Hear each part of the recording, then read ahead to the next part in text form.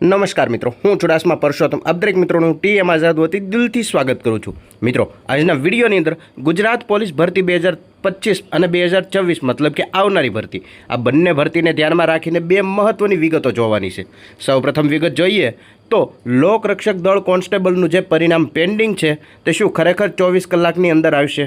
તદુપરાંત નવી ભરતીની વાત કરીએ તો નવી ભરતીની ઓફિશિયલ માહિતી પણ, જે ઓફિશિયલ નોટિફિકેશન છે તે પણ શું ખરેખર 24 કલાકમાં આવશે?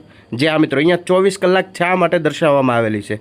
તમારા મનની અંદર પણ આ પ્રશ્ન ઉદ્ભવતો હશે અને આ જ પ્રશ્નનો જવાબ તમે પણ જાણવા માગતા હોય તો વિડીયોને ખાસ કરીને અંત સુધી અવશ્ય જુઓ। ત્યારબાદ તમારા મનની અંદર જે કંઈ પ્રશ્ન હોય તે તમે અમને કમેન્ટ કરીને જણાવી શકો છો।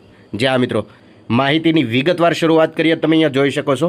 સૌપ્રથમ પહેલી પોસ્ટ જોઈ દીપક રાજાણી સાહેબની, જેમાં 20 નવેમ્બર 2025ના રોજ લગભગ સાંજે 5:30 વાગે દીપક રાજાણી સાહેબે એક ટ્વીટ કરેલી હતી કે કોન્સ્ટેબલ પરીક્ષાનું પરિણામ છે તે નવેમ્બર મહિનાના અંતમાં આવવાની પૂરેપૂરી શક્યતા અને પીએસઆઈનું પરિણામ છે તે લગભગ ડિસેમ્બર મહિનામાં આવશે તેવી અહીંયા શક્યતાઓ દર્શાવેલી છે। તો તમે અહીંયા જોઈ શકો છો કોન્સ્ટેબલ મતલબ કે લોકરક્ષક દળ કોન્સ્ટેબલનું જે ફાઇનલ મેરિટ લિસ્ટ છે તે લગભગ નવેમ્બર મહિનાના અંતમાં આવશે તેવી અહીંયા પૂરી શક્યતાઓ દર્શાવેલી હતી। તો તમે જાણો છો કે હવે લગભગ નવેમ્બર મહિનો પૂરો થવામાં 24 કલાક જેટલો ટાઈમ રહ્યો છે, મતલબ કે એક જ દિવસ રહ્યો છે। તો શું ખરેખર આવતીકાલે આખો દિવસની અંદર અથવા તો સાંજે પણ અથવા તો મોડી રાત્રિ સુધી શું ખરેખર લોકરક્ષક દળ કોન્સ્ટેબલ પરીક્ષાનું પરિણામ છે તે આવી જશે?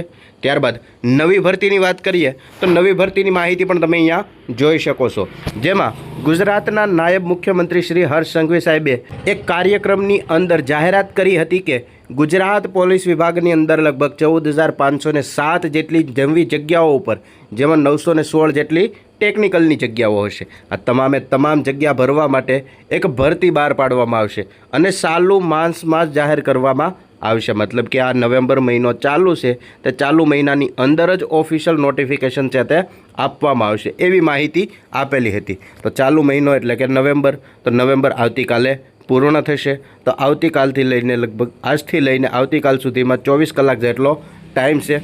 તો શું તમને લાગે છે કે ખરેખર 24 કલાકની અંદર 14,507 જેટલી જગ્યાઓ ઉપર ઓફિશિયલ જે નોટિફિકેશન છે, જે ભરતી બહાર પડશે તે પડી જશે? તદુપરાંત ચાલુ ભરતી મતલબ કે 12,000 જેટલા કોન્સ્ટેબલ મિત્રોનું ડોક્યુમેન્ટ વેરિફિકેશન કમ્પ્લીટ થઈ ગયેલું છે, તો તેમનું ફાઇનલ મેરિટ લિસ્ટ છે તે આવી જશે। જે આ મિત્રો આ બંને જ અપડેટ છે તે 24 કલાકને લગતી હતી। ત્યારબાદ હર્ષ સંઘવી સાહેબે તો એવું પણ કહ્યું હતું કે ચાલુ ભરતી છે તેમના નિમણૂક પત્રો છે પણ ટૂંક જ સમયમાં આપવામાં આવશે, મતલબ કે ભરતીના નિમણૂક પત્રો પણ આપી દેવામાં આવશે। તો નિમણૂક પત્રો પહેલાં સૌપ્રથમ પ્રોવિઝનલ મેરિટ લિસ્ટ જાહેર થઈ શકે છે, ત્યારબાદ ઓપ્ટ આઉટનો ઓપ્શન આપવામાં આવી શકે છે, ઓપ્ટ આઉટના ઓપ્શન બાદ થોડો ઘણો ટાઈમ આપવામાં આવી શકે છે અને ઓપ્ટ આઉટનો ઓપ્શનનો ટાઈમ પૂર્ણ થયા બાદ ફાઇનલ મેરિટ લિસ્ટ જાહેર કરવામાં આવી શકે છે અને ફાઇનલ મેરિટ લિસ્ટની અંદર જે ઉમેદવાર મિત્રોનો સમાવેશ થાય તેવા ઉમેદવાર મિત્રોને નિમણૂક પત્રો મળતા હોય છે। તો તેમની પણ માહિતી અહીંયા દર્શાવેલી છે કે તે પણ માહિતી ટૂંક સમયમાં આપવામાં આવશે।